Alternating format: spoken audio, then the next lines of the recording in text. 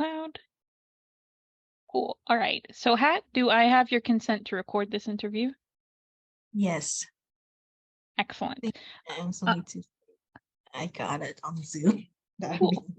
And does the Stevenson Center have your permission to use part or all of this interview on like social media or maybe like a podcast? Um, No, it's and okay. it's just audio, right? It's not. It's not Yeah. the. Yeah, it would just be Yeah, the audio. yeah. If it's audio, it's okay. Okay, cool. Thank you. Sorry, didn't mean to spring that on you. All right. So briefly, for the recording, why I chose to interview Ha. She is the colleague that is closest in age to me, so I feel like you have a lot to offer about, just being, you know, there's more experiences that we share about entering into this space and about the byplay between recent social change and working community development that I might not get with like Frank or Suzanne. Additionally, she is currently engaged with both NACITA-related community development activities and local organizing initiatives, which is a pathway that I'm interested in pursuing. And then also, again, as the newest member of NACITA staff, you have the most recent experience in the broader job market, which is also something I'm interested in learning more about for, I think, pretty clear reasons. Gonna have to fight in that fish pond soon, maybe. Yeah. Alrighty. Then the first up is a little bit of just learning about you, Ha. Um, so your name is Ha Nguyen. Can you tell me just like personal question first? Like, what are a few of your favorite things to do? Um, I did not expect that question. And I don't think that I need to give a existential crisis answer to that. I'm so I think sorry. personal favorite things to do as of this moment is that I really enjoy looking into, I don't know if it's a personal favorite thing to do, but mental health resources for Yeah. myself and for the workplace, just because that helps my mental health, knowing what kind of resources out there. I grow up not really talking about mental health at all, especially in my culture. And you can tell from my name, I'm Vietnamese. And um, so that was also personally for me, but also really enjoyable to see that there are a lot of mental health resources out there that I can Yeah. consult and um, basically shifting through it. And it's basically a whole research job to like figure out what works for me and what doesn't. Um, Outside of that, I started to dabble into Stardew Valley. My husband is not chill enough in Stardew Valley. He's like a very intense farmer from what I see from him. So I couldn't join his farm. And Chance told me that we can do co-op thing on Stardew Valley, which I didn't know. So I took the opportunity to create a co-op farm and I literally named it Chill Farm. And I allow him to join it, but only if he's chill, which means that we might go on days without doing anything, and that's fine. And it's making him very uncomfortable.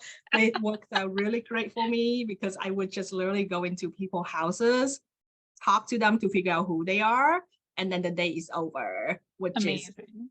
representative of my actual day in real life.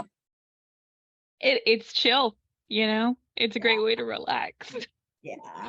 Yeah. Yeah, so I think those currently I have a lot of different interests and stuff, but it's kind of like ebb and flow, and those two are the most time that I use outside of work right now. Definitely. Thank you. And I'm sorry, I was like, I'm trying to steer away from personal questions. Very first question, how about a personal icebreaker?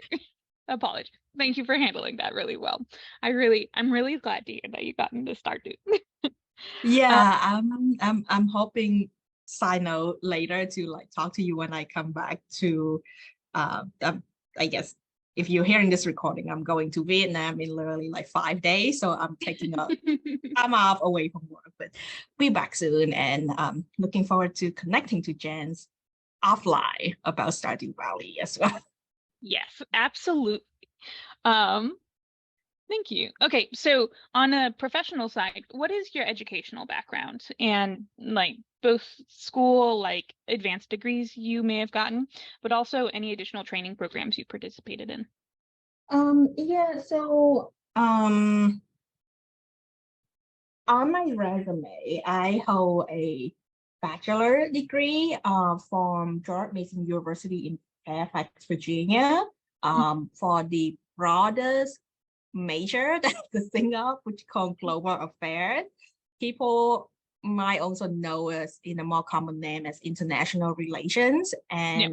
And I chose this degree intentionally because I was interested in so many things and I couldn't figure out how to narrow that to a major. So that was my kind of like cheat sheet to let's get a education, but still do anything and everything that I'm interested in. Yeah. Um, and then outside of that, I immigrate here from Vietnam when I was 20. So before that bachelor, I did do some years of community college, just general community college to um, understand what am I doing here in this country and how do I Yeah. get an education. It was educationally didn't really add a lot. I learned how to write English, which I already know, and learn how to do math in English, which 10 years later doesn't really do anything in this job. But that was a Yeah. requirement, and it's helped me kind of like learn the lay of the land of how American system work and how to make and then free fruit in college was a great resource. That's good. That's good. Thank you.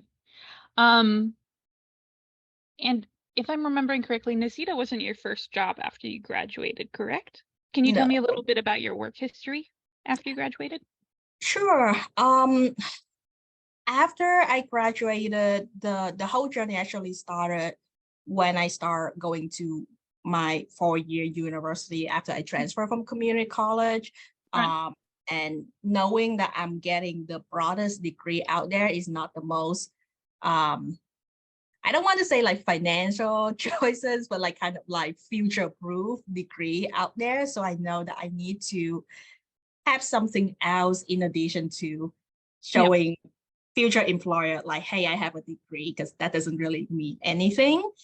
So starting from college, I spent a lot of time trying to get internship and networking as much as I can, even though I am an introvert. I hate talking to people, but it Let's was a go. Yeah. survival skill that I managed to master during college.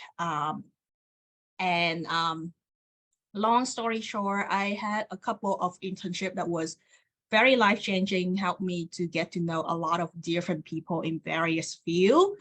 And my first job out of college was at this accidentally nonprofit that I used to intern for in Oh, college. yeah. Um, they were seeking for a development associate, which is basically in a fundraising background, Mm.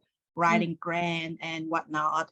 And that was not in my degree, but at the time I was applying to that, I was having a part-time job as a office of sponsor program at my university where I was filing grant application into folder and cabinet. I didn't really write the grant, but I look at it Yeah. for 16 hours a week trying to figure out A where to lot. find them. Yeah. So I didn't have the direct skill that they were looking for, but I have enough base knowledge to, and this is recorded, to show them in my interview that I'm willing to um, learn what it takes to do the job that they're looking for. Yeah. So that's how I started to make my I guess like professional career in nonprofit. Not accidentally because I did apply to the job, but I was applying for a job that I was not at the time qualified for because they were looking for a development manager, which understandably you need at least like 2-3 years of like learning French. And here I am come to them. It's like, I have a class in French and also I filed grant application in the biggest office of the biggest university. Yeah, All applicable and transferable, I promise. Uh, absolutely. yeah, so and because I interned with them previously, I was able to relay kind of like I understand what's your mission, vision, Yep. value. I know who your staff are. I am deeply connected with the mission Mhm. and I really saw the passion and things like that. So they couldn't find any other candidate for the development manager that they were looking for, and they really enjoy working with me. But obviously, I don't have the experience for that manager position they were looking for. So they work with me to reclassify as an entry level position of a development associate.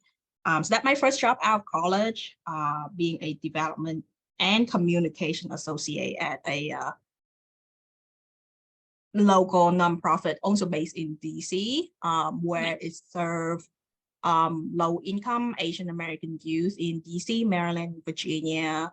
And I was mostly in charge of the fundraising. So anything related to fundraising, grant writing, donor kind of like calling and writing letter of appreciation, letter of solicitation to people, Mhm. hosting kind of we call it a like one-on-one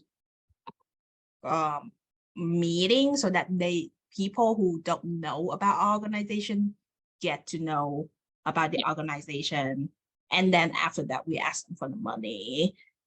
So it was a bit of a strategic approach than cold calling people at the time.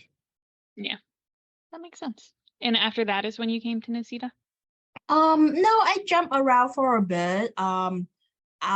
It took me 5 years since that job to for me to be at Nisita. Mm. And the ebb and flow of my career is also very similar to my college degree as well, because then I realized nonprofit is also a very major field out there, and there is a Mm. lot of causes and Yeah. people wear like 10 different hats in one position. So you can literally either do anything or forced to do anything as needed. So I was at two other nonprofit after my first nonprofit job, doing um, transition away from fundraising into programming, doing civic engagement, Mm. also doing a little bit of political advocacy in various capacity. And during all of this, as I'm still having the approach of I still don't know what I'm doing, so I need to talk to people and see what are you doing and how do you get to where you are today and things like that. I get to know Frank and Natalie. Frank is the current executive director of Nisita, and Natalie is his wife and also Vietnamese, and she worked in a local county Mm. government in Fairfax County where I live. So I get to know them, and then I get to know what they're doing, which at that time I really don't know what they're doing. Uh, but I was still kind of like volunteering for various events. They were very political active. So I volunteered for a lot of their fundraising event and this conference called People and Places, which at that time I don't know what it is. I just I know didn't that it's a realize that. yeah, I just know that it's a conference and they need someone to help with registration, and it's in this fancy hotel in Arlington, Virginia, where I can get to dress up and talk to people. Uh, Nice. so yeah, so at that time, I was just kind of like volunteer my time to be, um, you know, registering people who attending this people and a places conference, didn't really know what it is, but it was really cool. And outside of the volunteer time that I am asked to do, I can go to the different session that they have, which Yeah. was super interesting for me at that time, even though I don't know what is going on. And I think that that is how I first kind of like know about the community development field. It's very vague at that time because that was my only exposure to it. And I didn't really um, talk to many people as I could at the time because I was doing something else and I was also trying to figure out what the session is about and things like that. Um, so when I come back to New Zealand to interview for my current position, it's very similar to my first interview out after my college of like, Yeah. I don't know what this routing value survey you're doing. You also seem to not really know where it's going, but That's a mood. hey, I had transferable skill and here is a proven record now that I have 5 years of professional experience that I think I can figure out what it is, even Yeah. when I don't know what it is. Plus, I actually already connected with your passion, vision, mission, value, people and places conference and have a vague idea of who your membership is. So that's how I sell myself to that's how I advocate for myself in the interview and I guess it worked because I'm here. Yeah. Yeah. Yeah. And you're really cool to work with. So the skills transferred. Thank you. Thank you for that bit of background. That's really cool to know that the volunteering and the networking, because I also sympathize with the being an introvert. But I think it is also really cool to just help out with events and things that I think are really cool in the community. And it's really cool to know that that actually helped you get a position with a nice place. Or I think Nisita is pretty cool. But it's good to know that there's not just the small talk as required for Yeah, networking. I think networking for each individual have very different purposes. Like I'm sure there's definitely people who are out there to network to get a job like right away and doing Yeah. a lot of those small talk and build connection right away. That is super intimidating for me Yeah. because um I have a lot of imposter syndrome and I don't feel like I can offer people at the time more than what they can offer me. So it's Yeah. always kind of like intimidating to go into networking with that kind of mindset. But I found that if I come in with more of a curiosity mindset of like, hey, I'm not asking you for a job or anything like that, but you seems like a cool person and you look like you enjoy your job. So can you tell me more about it? And sometimes we hit it up, sometimes we don't, and that's okay because I Yeah. can still get to know about what someone is doing. And most of the time, I learn more about a career or a position that I previously don't know about. And sometimes if I hit it off, then we keep in touch. LinkedIn is a great stalking professional tool where I also get to know people background and then Yeah. ask them hey, I saw this on your LinkedIn background, obviously after a few more conversation and not right at the first conversation. And I did a lot of informational interview, which I haven't been doing in the past few years, but Mm. that was a lot of fun where it take the pressure off of me interviewing for a job, but it's more of like building connection in a one-on-one setting, which I'm much more comfortable than being at a networking event where I feel like Mm. people attention might be better off talking with someone else than myself. Um, Yeah. yeah, so I kind of do the it will be cool if this turned out to be something that I don't know in a few years we might run into each other and you have a cool job for me and you think I'm a cool person, then that's great. But if not, it's okay. Nice to meet you. Yeah. That's Yeah. that's yeah, that does sound a lot less intimidating than job fairs are helpful to know who's all in the field, but attending a job fair is not helpful to me who, yeah, crowds not great. Yeah, I definitely think job fair is geared toward more kind of like what's the term? Um I guess like tech people where you have Yeah. hard skill that you can easily be like, I can do this coding or solving this problem, or this sounds like a language that I already know and we're a great fit right away. Versus when you're in a kind of like, I guess, liberal art or more soft skill dominated field where that is your superpower, right? Like you don't Yeah. come in with, I can write this program that will help everyone get money, even though that seems like a really great uh, invention that someone should invent. Yeah. Skills don't really transfer one to one.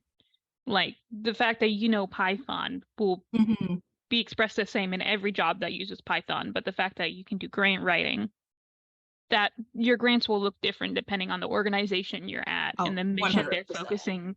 Yeah, that's cool. On that topic, what do you think are some of the major challenges in working in the community development field, like other than just the really customizable way that jobs are cobbled together with a bunch of different skills, but like what are some of the major challenges that you think? Um, I think the one of the challenges in this field is that a lot of it is not written down. It's something someone know, and unless you have that conversation with someone or be able to have that informational interview with someone, and I think here's a reason why I didn't do as much informational interview in this field since I am with Nisita is that people in this field is busy. Like they Hmm. have so much stuff to do, Yeah. and I'm not meeting them as a networking event or like things like that where I can be Yeah. like, do you have 30 minutes of your time, sometime catching, and we're also nationally as well. So I can't really be Yeah. like, hey, let's do something like that. There are ways to work around that of like, let's do a 30-minute Zoom meeting or, like wherever such like, but I haven't really get my headspace into, oh, let me take 30 minutes of this person's time to do that because the day is so busy and I'm sure they would need 30 minutes to do something else very important for the Yeah. community. So that's the kind of like my personal challenge of like getting to know the field is that since there is no orientation per se into the field that is properly written down anywhere, the only way to do that is to have personal conversation or kind of like um, attending different training that people put up. What you need to know where the training is, you need to know what you are learning, which is another challenge of itself. Like yeah, like what do I want to learn? Like what do I not know in such a vast field? But on the flip hand, I think that is also really cool that there are so many things out there that um, someone could really find a place that they really interested in, right? Like if you are really a local person, there are already organizations like out there that doing so much good work and necessary and basic work Mhm. for the community that need it the most, and they will always benefit from having someone who's know more about them coming in with fresher perspective of like, hey, I see other organizations do this. Mm. Do you think this is a good resource to help you add more capacity, or this is not a good time for you right now? I think all organizations can always do with more capacity, and sometimes you don't need to reinvent the wheel someone already invented, but you just need to know that the wheel exists so that you can Yeah. already have the wheel to roll instead of having to find material to build a wheel, if they were Yeah. going with that metaphor. Yeah, I like that metaphor a lot. I think that does really capture a lot of what I've ended up doing at Nisita is like, this is really cool. Someone else did that. Let's take a look and just kind of like pick through their framework a little bit and Yeah. see whether we can fit that on. Yeah. Mhm. Well, then last question, because we are coming to a close on our time, even though I've loved this conversation. Let's finish it on a high note. Like we just talked about challenges, but you stayed in the community development space for a long time, and despite all its challenges. So what keeps you here? What are the good things that you get from working in this space? Um, yeah, I think the conference name People and Places was actually a really good name. You stay in this field for the people and the places. Um, a lot of time the challenges in nonprofit and in community development is that there's so much work and you only see the hurdle and the challenges. But if you see the people and the places behind that and seeing why these work needed to be done and how Mm, can these work be improved to help those people and places, I think that's a lot of reason why organizations like CDC and CBDO exist, even though they have a lot to tackle on. And there's yeah. organizations like state associations who help the CDC. And then going back to why NACIDA exists is because each of these layer of entity in this ecosystem all exists for a reason, and this is to help the people and like revitalize the places. And I think, you know, on a bad day where you're just kind of like yanking at your hair and trying to figure out why are you terrorizing yourself to do these things, and Mm, you see, you know, like the people that were able to get housing, to be able to like get a job, or like the places who it's come from like a ghost town or like yeah. nothing into revitalize into cool things, like those take time to manifest itself into existence, but once it's there, it's pretty great. And Yeah. someone got to do the work, and we're just here. We're we're a piece of a big puzzle. At least what I like to think of it is that if I just focus on my piece, there's so many things that's missing. But if I Mm, try to look at the whole puzzle of other pieces coming together, then at one point, depending on whether it's a 500 or 1,000 puzzle, right? Like the picture and what we're trying to achieve come together. I Yeah. think that is an excellent metaphor to end on. I I think like that was really metaphor. great. Can you tell? A little bit. It's peeking through, but your metaphors are very excellent. So I think it's great. Yeah. But thank you again for this conversation. This was really productive, and Helps. I Yeah. am revitalized myself for the job hunt and just continuing on in this field. So I really appreciate that. Thank you. Toodles.